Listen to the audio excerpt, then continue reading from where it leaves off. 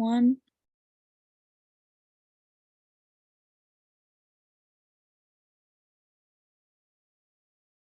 Good evening. We'd like to welcome everybody to the Templeton Community Preservation Committee meeting for March.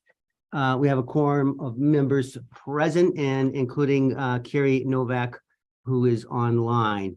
We'd like to introduce our newest member to the committee, Mr. John Brooks, who is here representing the Board of Assessors. We also have Candace Grace from Recreation, Mike Dixon from Historical, Dennis Rich from the Planning Board, Joanne Burden as an at-large member, and myself, John Henshaw, just like Carrie online, also at-large members. So the first item on the agenda is a review of the minutes from February 9th. This was our big meeting for voting articles for the annual town meeting, so we can talk about that next. But Jessica sent that out to everybody and has given people copies. So if anybody has any comments or motions to make, we can move forward. We have no comments. I'll make a motion. We accept the minutes as presented. I'll second it. Okay, motion made and seconded to accept the minutes as presented. Any discussion? Hearing none, we'll do a roll vote and we'll ask Carrie, all in favor? Carrie? She says yes. She gives us the one finger. That means yes. Joanne? Dennis? Yes. I say yes. Mike? Yes. John? Yes. And Candace? Yes. Okay, minutes are approved. You're all set, Carrie. You can just give us a thumbs up. I couldn't unmute in time. All right, I'll try to give you more notice next time. I don't know that we have any other votes to take, but we'll see. So you approved though. Okay. Okay, yeah. So for the town meeting, as I mentioned, our the warrant articles that we voted last month have been submitted to the Board of Selectmen. They have sent them forward to the town attorneys. They didn't have any comments other than the fact that we need to make sure that articles that are for external organizations, which include the Historical Society and the North County Land Trust, satisfy the no aid, anti-aid amendment, which we do annually by noting that there are free and open access to residents at the Grange for public events. And the North County Land Trust, we hold a conservation restriction, so that satisfies that that obligation. Now, does anybody have any comments or questions about any of that town meeting stuff? People are not happy. They're confused about the Grange, which we knew was going to happen. Okay, well, the articles have been set and we will certainly make a case for each of them and provide the additional information for the residents when the time comes to vote. The town. Have a date yet?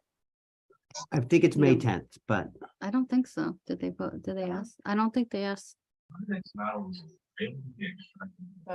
well, regardless of that, we will certainly have a chance to discuss it again in the next couple of months. But the one thing the town administrator did note it that he had recommended to the Board of Selectmen, and I don't know if they voted on the articles yet, that they would be presented separately. So That was going to be my question, whether they were going to be lumped all or nothing or do separately. They're separate? yeah, because we have 5 different projects and our appropriation article, rather than, put it all into one basket, they're going to likely, it was what his recommendation to the select board is. So we'll see how it comes out. Isn't it a sample already online? No? I don't know.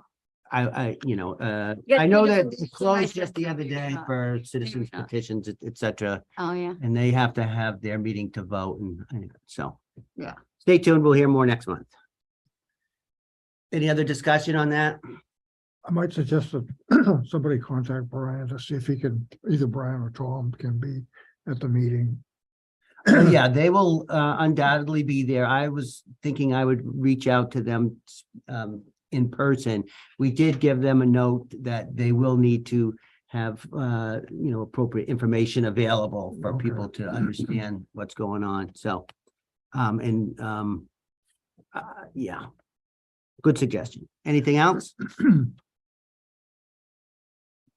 Okay, moving forward, Jessica provided an update of the accounts, which indicate the projects that we have, and this is specifically for the projects. That does not reflect the balances in the unencumbered funds, but we went through that last month and nothing has really changed, so.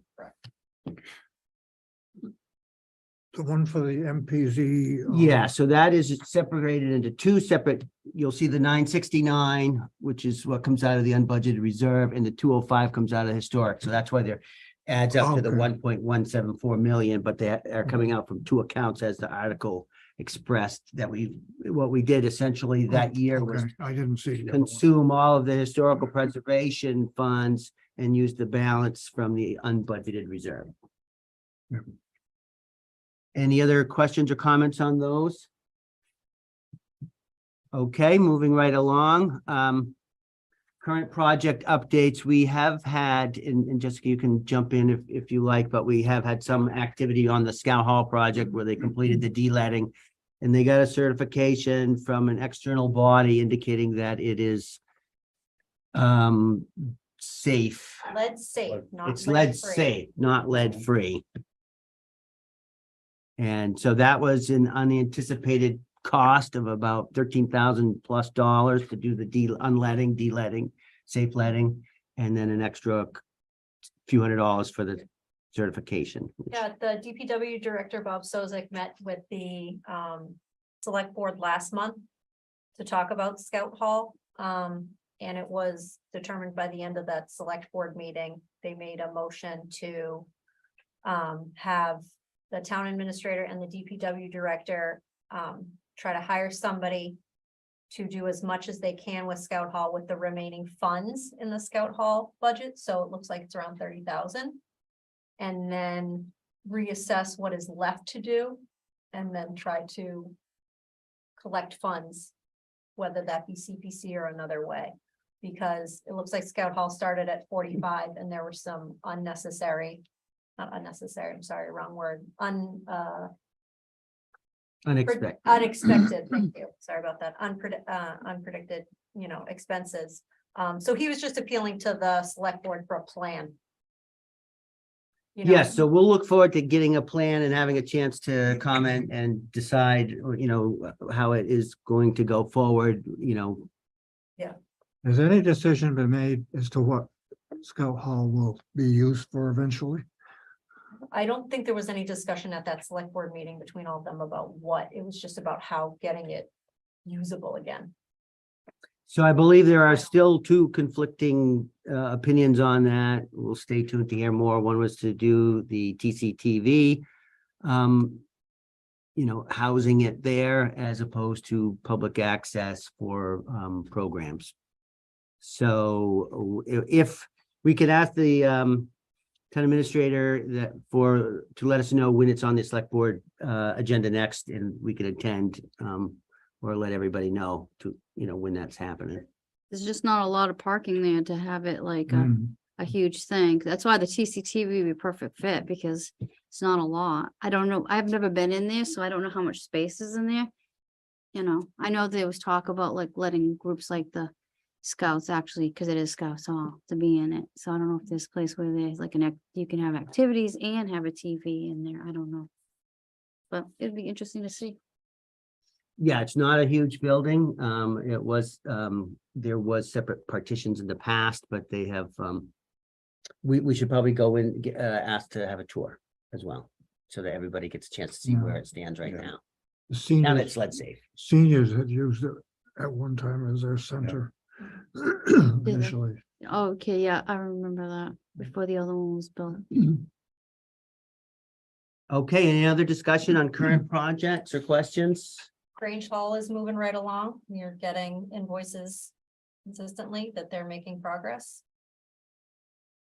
Yes, and I was in there not long ago, and it is looking good, and we have, we do need to have, and it was presented to, Mr. Tangway that, the access via ADA compliant, means will need to be something to, pursue, and that will not be a small ticket item. And then they decided to come forward to seek the ADA compliant bathrooms, which there has been some, discussion about in terms of an expectation that that might not appear this year, but it has appeared, and we did decide to move forward with that. The ADA compliant bathroom project, which was approved by this committee to go to the warrant, would provide a place in the common where public bathrooms would be available. So there is a good benefit to the town to have ADA accessible bathrooms, and they flush. It's not a porta potty. So Now, place, you can always go to the school and use for parking too, when there's not conflicts. So there is like access to parking where some folks thought there wasn't, but you can actually go from here to there, so. okay, any other current projects, updates? Questions? Okay, moving on. We're not really going to talk about potential. Oh, well, we're going to spend a bit of time talking about the training program that we attended. And there we could talk about potential projects if anybody wants to, consider going forward. One of the outcomes from that meeting was the expression by the gentleman from the Community Preservation Coalition that, anybody can present a project to the CPC, including members of the CPC. So that's not a problem. So that was a good clarification. But let's take that up in a few minutes. And then we'll move on to the new and old business, which are kind of placeholders. Anybody have any new business they want to bring out? I did have something I wanted to talk about it, but it was related to the training that we did. Especially when we were talking about the use of funds for the First Church building. And there was a test that he felt that the attorney, the town council, should use to evaluate the potential for using funding for maintaining a historic building, which happens to be a church. And I have the name of that test written down. The Helms test. Helms test.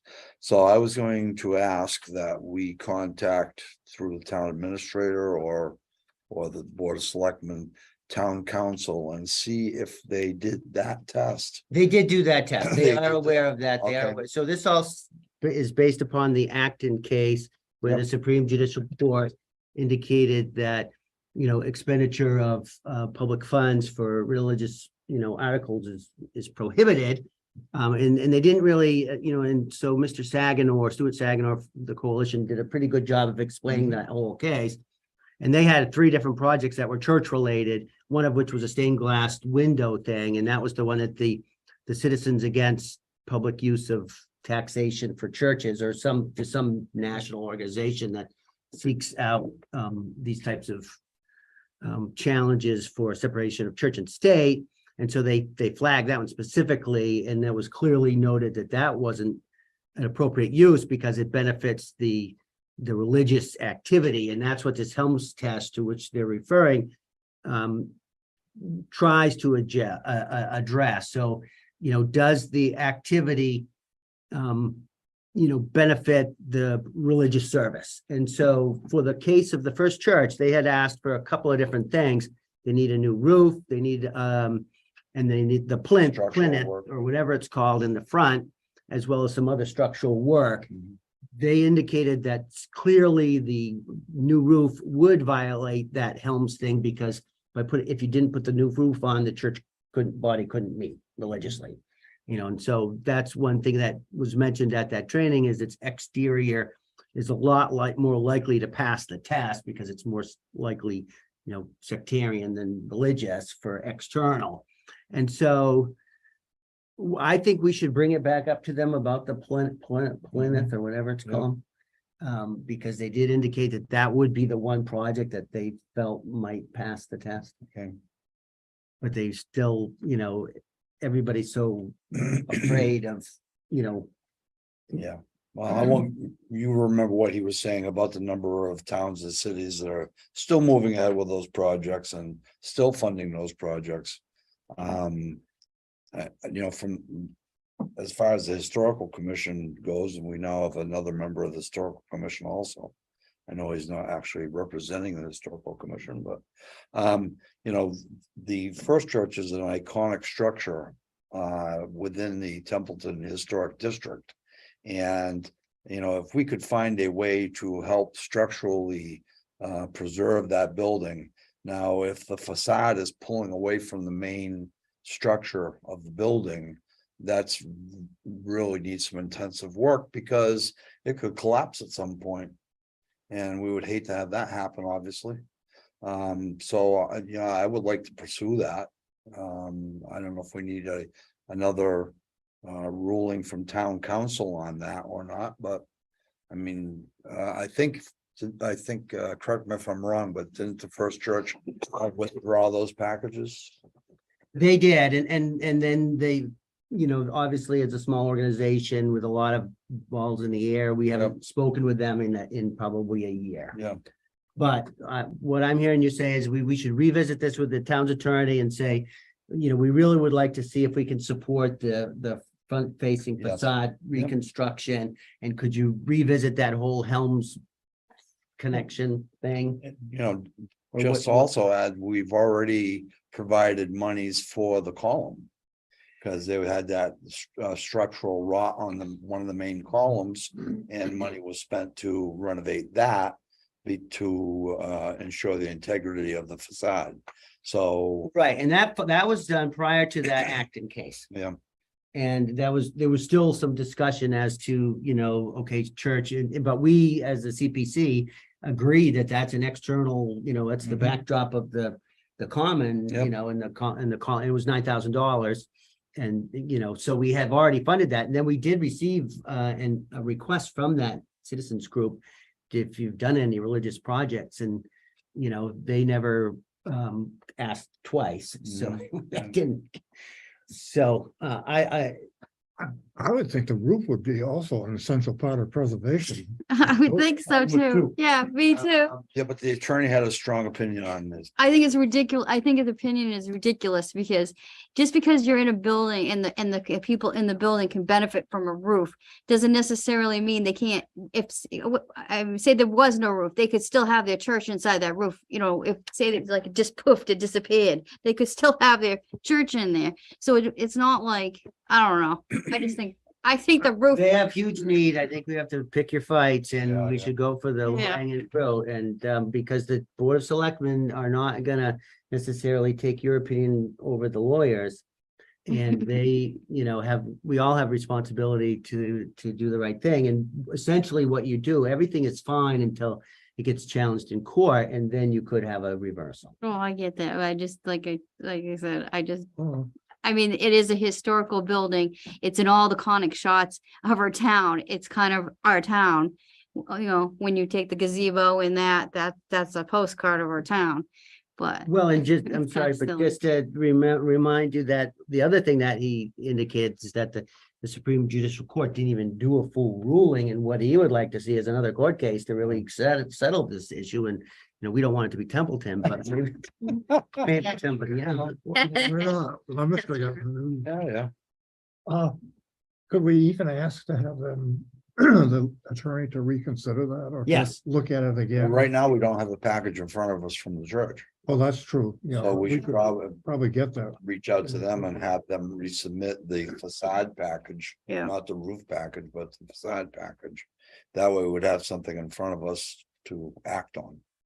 Okay, so I think what I'm hearing is we may even want to entertain a motion to seek additional legal services to review the project for the facade once we have the documentation in place. Yes. So that would require an expenditure of funds to pay the legal fees, and it would have to be coordinated through town administrator, which is fine. But that will require a vote. I make a motion, we do that. Okay, so you're making a motion that we seek legal revisitation, if you will, of the First Church project that was for the external facade reparations, once we have the material to share with the attorneys. Yes, And we all have a that. second. Yes, I'll second. Why fix the facade if you're not gonna preserve the roof? Well, the Yeah. CPC is not necessarily, or the CPA is not necessarily the only source of funding. Well, I eat an elephant, one bite at a time. You gotta start small and All right, We could ask them to review the whole package and give us the same opinion on Yeah. the roof. I don't that think the They roof's they gonna did the fly. first time. I mean, they were all, part of the problem, I think, is they wanted to do a slate roof initially. Cause that was the first roof that was on the church. yes, And that got replaced. So I don't know if there was some confusion there about what they're gonna replace it with. no, that was This my time. understanding was they were gonna go back to the original Right, treatment. so, I think the issue is the roof itself, Yeah. not the material. made of, yeah. I would suggest we just set aside the roof for right now and try to get the structural part of it squared away if we can. it's called divide and conquer. Yeah, well, did the gentleman say that they couldn't do that part of the test the other day in the training?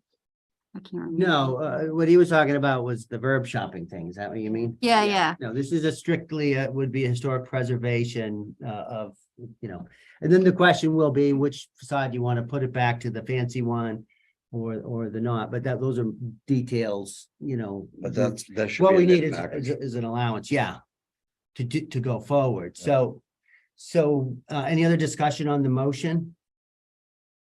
No, I'll second that, and initial motion. Okay, yeah, so the motion is made and seconded, no further discussion. So we'll do a roll call vote, starting with Carrie Novak, who's online now and about to unmute herself. Carrie? Totally did it. Yes, I say yes. Okay, thank you. Joanne? Yes, Dennis? Yes, I vote yes. Yes, Mike? Yes, John yes, and Candace? I say yes. Okay, so unanimously approved to seek out town council opinion on the First Church project related to the exterior facade after we get the package again. after we have the package. And so, that's not gonna be huge money, but it's not free either, so. Okay, very good. Where the heck are we? Okay, so we're gonna move on. Any other new or old business?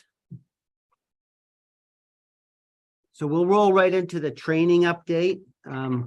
So the training program was provided by the Community Preservation Coalition at the town of Phillipston, and we were very fortunate to be invited as well. Representatives from Royalston and Hubbardston were also there. So that's good. If you look at the map of the communities with have accepted CPA, if you look in the center part of the state, there's a lot of white, which is not accepted, but there is a block of contiguous towns colored in green, which started with Hubbardston. We did it the following year along with Phillipston, and then Royalston did it. So we have a little block of communities that have accepted the CPA, and it was very good to have. And what we do annually is we have paid dues into the Community Preservation Coalition. Every town that accepts CPA can become a member of this nonprofit coalition. And the fee based upon the town size is an annual dues payment. We have been at $875 annually, which comes out, we vote annually out of our administrative budget. And that provides us with all kinds of resources for help and outreach and training. They are also the keepers of the database of all projects in the state. So they have a wonderful website with a lot of information. And they did a great presentation. Plus we had a nice chance to dialogue with the other towns. Everybody, small towns have a lot of common challenges in terms of, we have had the Community Preservation Act for 15 years, and we only this year were able to get administrative support, even though we have an administrative budget. But if a 5% of your budget is for administration, and if it's not a lot of money, how do you use that to bring somebody on board? Fortunately for us, we were able to get Jessica as a part of her time. And so we have her for 8 hours a week for the rest of this fiscal year, and then we'll have to vote it again for next year. So That's enough for me. What do you guys want to speak about or bring up about that training? Let's see, Jess was there, Candace was there, Mike, myself, and Dennis and Carrie was actually in person that day. Oh, I just thought it was very informative. It was it was interesting. I did learn that our town does a good job of us doing how we do it compared to maybe someone else's town. But yeah, I thought I got a lot of it, understood more how things lined up. Yeah, I thought it was great. It was well worth our time. Stuart did a great job of really explaining everything. Kind of wish I, had that training 10 years ago. But it was really good. And I think it should be recommended for any town, to participate in something like that. Thank you. Yeah, he came out to Hubbardston back in 2007. Dennis and I went there. I don't know who else was around then too. And that's the last training we had, I think. Yeah. Or maybe they came with an implementation, but it's good that we can reach out to them with questions and we have a direct contact with them. One thing that he expressed was the challenges that small towns have just expending the affordable housing funds. And that's one area where we're doing quite well because we've allocated that huge chunk of change for the Baldwinville Elementary School project, which is, wending its way through the cycles of seeking other funding sources for the historic preservation. I know the Historic Commission sent a letter of support. We sent another letter of support as they move it along. So all of a sudden it'll come blanketing out and they'll say, okay, we're going out to bid now for this $20 million project. So that will be quite good. And so one thing that we alluded to earlier at the training, it was discussed that, as a committee, we're responsible to receive the applications and the proposals and work with advocates on their projects and then decide whether it should be on the warrant and how much money it could be allocated based on how much we have. And that's enough to keep us busy, but we also have the ability to generate and create our own projects within the scope of, what is allowed. And they also have a nice chart, and I think Yeah, I was gonna say that I really enjoyed the whole training too, and this was one of the things that I learned and made a point to print out for all of you. I think we were talking about how this would be great to have. This was part of Stuart's presentation. Stuart said he was gonna send all this out. Yeah, I didn't get any. I didn't get it either. Yeah. This chart that he used in his presentation. Yeah. Yeah. And then also I went on the official webpage and I got, this is, if you put this behind it, this is the descriptive breakdown. Oh, yes. Oh, yeah. the definitions. Some of that Yeah. stuff that you sent out also about other Thank you. towns. Say that again?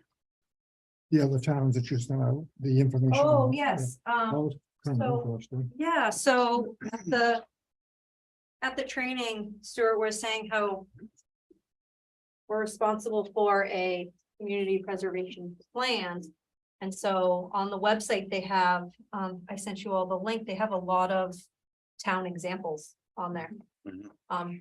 And I mean, everybody's preference is different. I sent you guys 3 that I thought were very simple. They were only like 20 pages. Some of them were like 80 pages. Yeah, there were a lot of Yeah. information there. Yeah.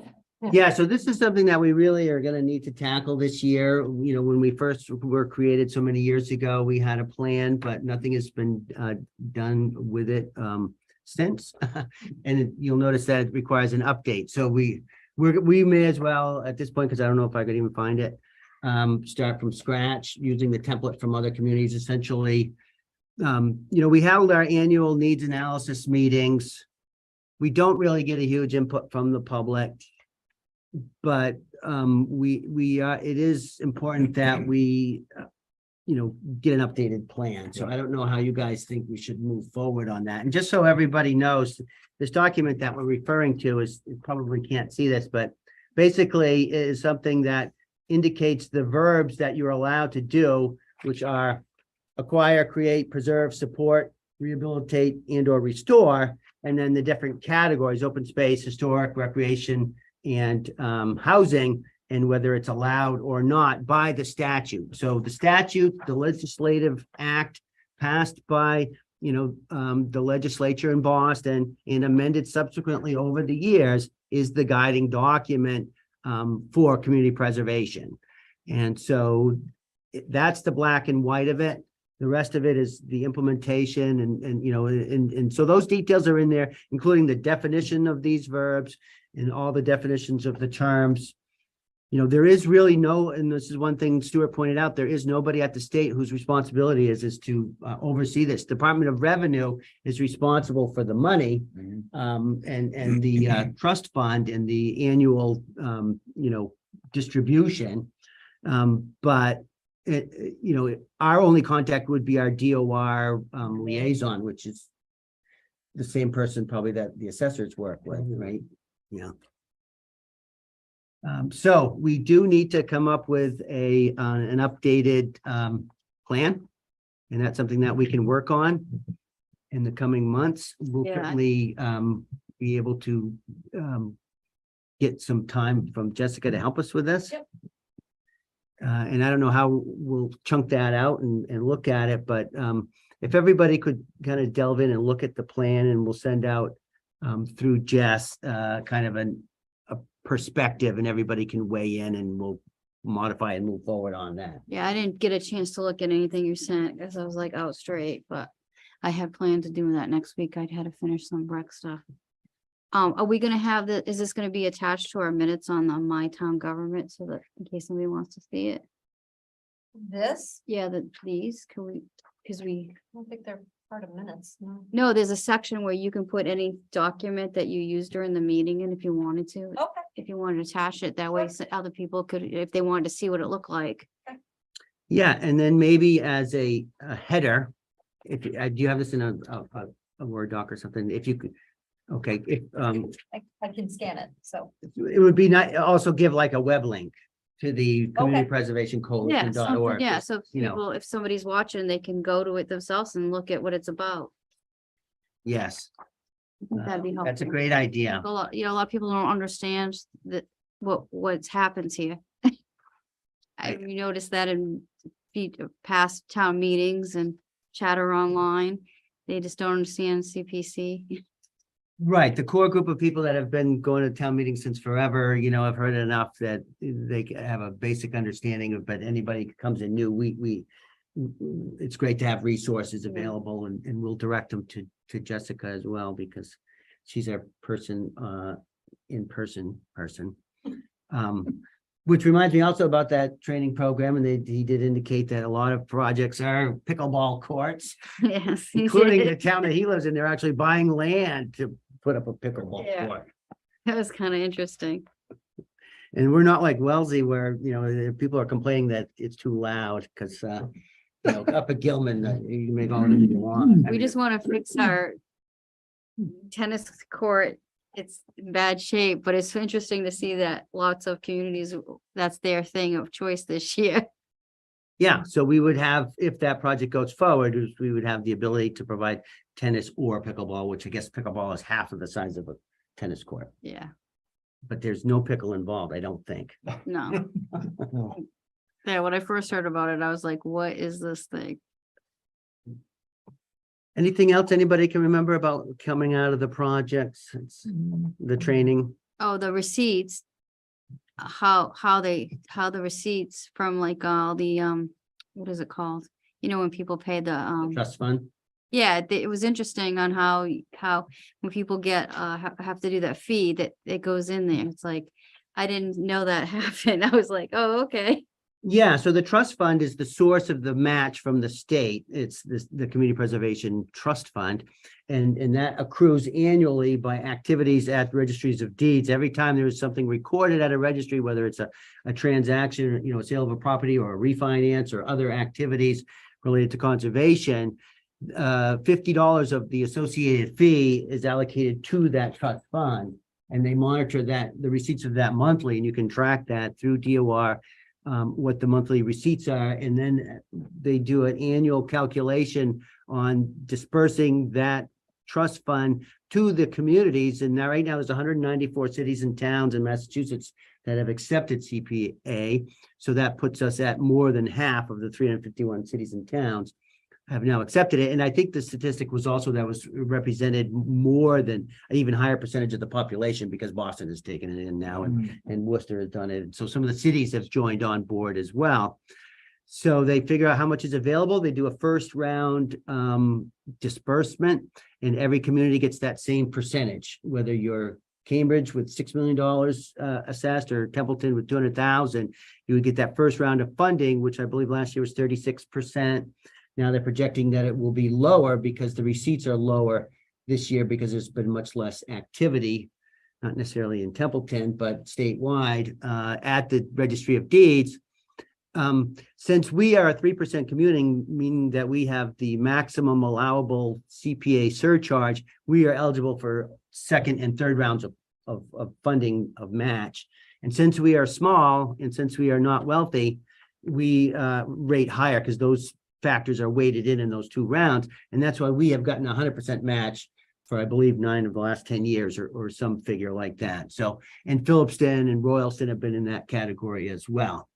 Hubbardston is at less than 3%. They talked about trying to get up to 3 just because they can see the benefit of it. So it's pretty significant when you're talking about, you know, so our receipts, or, you know, say it's $200,000, we're projecting about 255,000 or whatever for next year.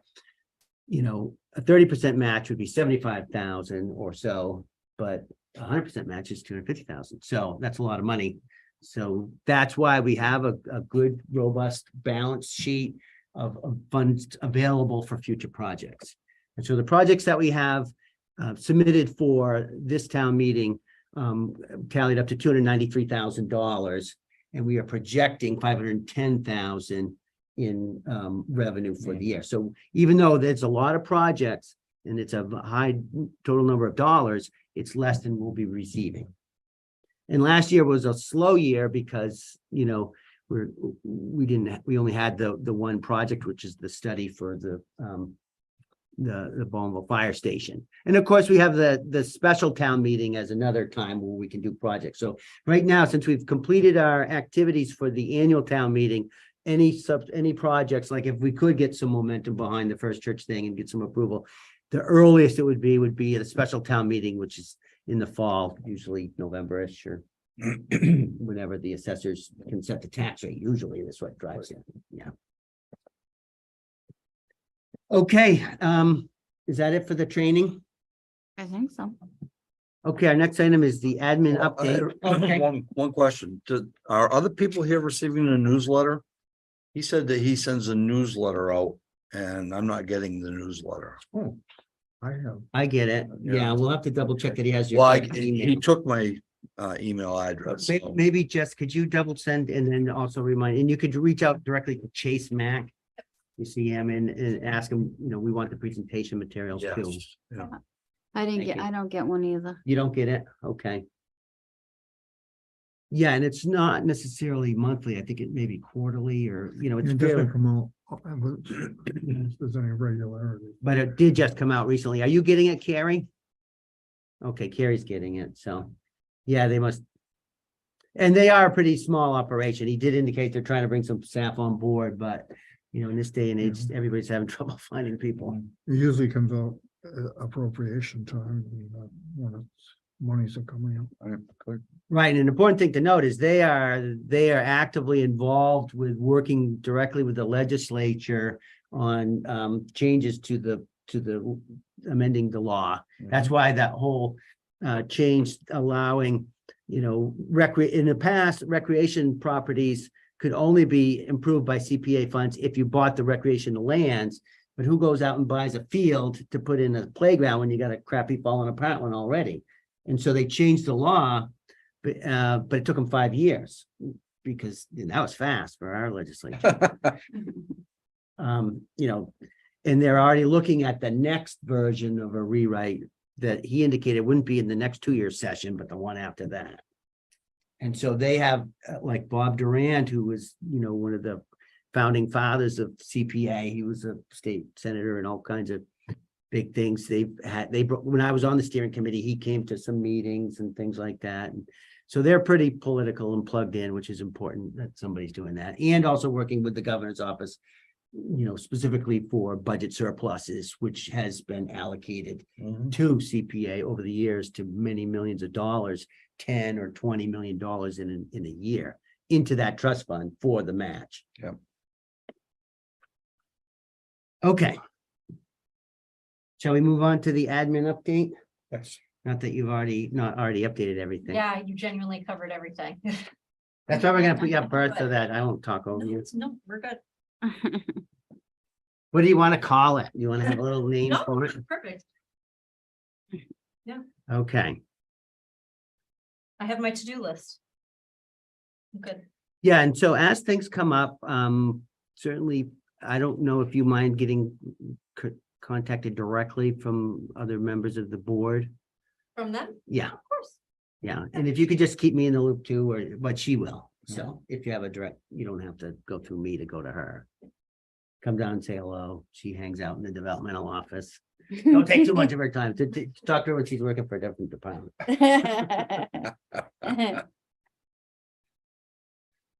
Okay, so our next meeting is slated to be April 13th at 7 PM again.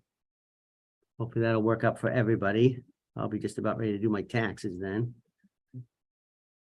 And that's the last item that I see on this agenda. Will that be before or after town meeting, before town? Yeah, meeting? yeah, I believe it's May 10th. I think it's on the website. Oh, Check maybe. the website, it's not on the website yet. Yeah, I just don't remember, John.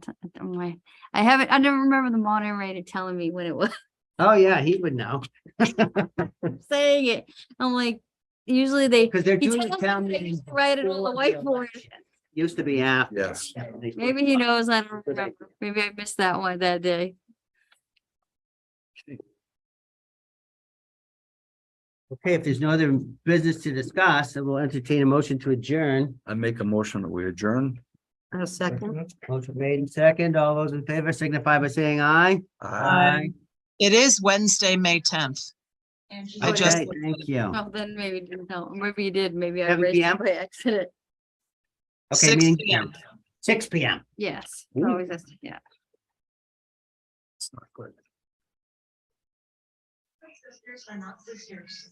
They're cousins. The great